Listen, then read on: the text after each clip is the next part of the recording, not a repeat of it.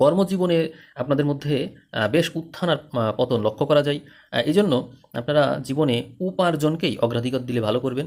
আপনারা সাধারণত জীবনে খুব অল্প বয়স থেকেই স্বাবলম্বী হয়ে পড়েন এবং উপার্জন করার চেষ্টাও করেন। তবে কর্মজীবনে উপার্জনের বিষয়টা গুরুত্ব দিলেও আপনাদের যে স্কিল, সেই স্কিলটা কিন্তু অর্জন করা থামানো যাবে না। কর্মজীবনের শুরুর দিক, বিশেষ করে ১৭ থেকে ৩৫ বছর বয়স পর্যন্ত বেশ ওঠানামা করতে হয় আপনাদের মধ্যে, দেখা যায় এটা।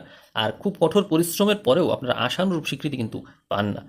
আপনারা স্থায়িত্ব এবং চরম সাফল্যের ক্ষেত্রে দেখবেন জ্যোতিষশাস্ত্র বিচারে ৪৮ বছর বয়সের পর থেকে পেশাগত জীবনে এক অভূতপূর্ব স্থায়িত্ব এবং চরম সাফল্য আসে। জীবনের শেষ পর্যায়ে গিয়ে আপনারা প্রচুর ধন সম্পত্তি এবং সামাজিক প্রতিপত্তি লাভ করেন। আমি কিন্তু এখনও দশার কথা বলিনি, আমি বলছি, দশার বিষয়টাও বলবো। কর্মক্ষেত্রে দেখবেন আপনারা খুব বেশি সতর্ক থাকার পরও আপনারা অতিরিক্ত স্পষ্টবাদিতার কারণে, মানে মুখে যা আসে সরাসরি বলে দেন। এই কারণে কর্মক্ষেত্রে আপনাদের এই স্বভাবের কারণে সহকর্মী বা ঊর্ধ্বতন কর্তৃপক্ষের সাথে ভুল বোঝাবুঝি হয় বা গোপন শত্রুতা তৈরি হয়। ফলে দেখা যায় যে জেদি মনোভাব এবং অহংকার এর প্রদর্শন হয়ে যেতে পারে। এটি কিন্তু মঙ্গলের প্রভাবে হচ্ছে। মঙ্গলের প্রভাবে মাঝে মাঝে আপনাদের মধ্যে অতিরিক্ত অহংকার বোধ এবং জেদ কাজ করবে। ফলে কর্মক্ষেত্রে সফল হতে হলে কিন্তু আপনার দেরি হতে পারে। এই ক্ষেত্রে নমনীয়তাই হচ্ছে সবচেয়ে ভালো। তো তার জন্য যদি কোনো সমাধান প্রয়োজন হয় রত্নপ্রতিকার, তো অবশ্যই সেটি করতে হবে। কিন্তু যদি আপনার ভিতরে এই বৈশিষ্ট্য থাকে, তাহলে অবশ্যই সতর্ক হতে হবে আপনাকে। আপনার মধ্যে কাজের নেশা আছে। কাজের পিছনে অতিরিক্ত সময় দিতে গিয়ে আপনারা অনেক সময় ব্যক্তিগত ও পারিবারিক জীবনের ভারসাম্যও হারিয়ে ফেলেন। এবার আমরা চলে আসবো দশা বিচারে। তো দশা বিচারের ক্ষেত্রে আপনারা জানেন যে আপনাদের জীবনের শুরুটা হয়েছে শনির দশা দিয়ে, যেহেতু অনুরাধা নক্ষত্র আপনাদের। তো এই শনির দশাটা হচ্ছে টোটাল ১৯ বছর, কিন্তু সবাই তো আর ১৯ বছর পাবে না। তো যাদের যেমন অবস্থা চন্দ্রে ডিগ্রিগত, সেই অনুযায়ী আপনারা দশা ভোগ করবেন। কিন্তু জীবনের প্রথম দশা অবশ্যই আপনাদের শনির দশা দিয়েই শুরু হবে।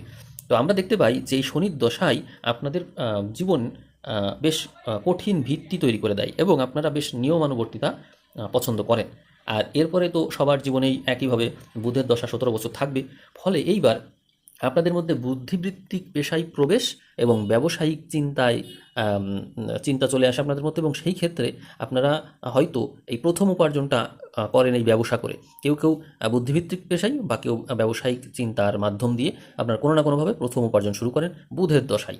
কারণ আপনাদের শনির দশা তো ১৯ বছর, সর্বোচ্চ ১৯ বছর পেলেও আপনারা কিন্তু কর্মদশায় প্রবেশ করতে পারেন না বুধের দশা ছাড়া। এই জন্যই বললাম যে বুধের দশা দিয়েই আপনাদের জীবন শুরু হয়, এবং বুধ যেহেতু ব্যবসা ঘরের অধিপতি, এই জন্য এই ধরনের সংশ্লিষ্টতা বেশি থাকে। এরপরে কেতুর দশা যখন আসে, তখন কর্মক্ষেত্রে আকস্মিক পরিবর্তন লক্ষ্য করা যায়।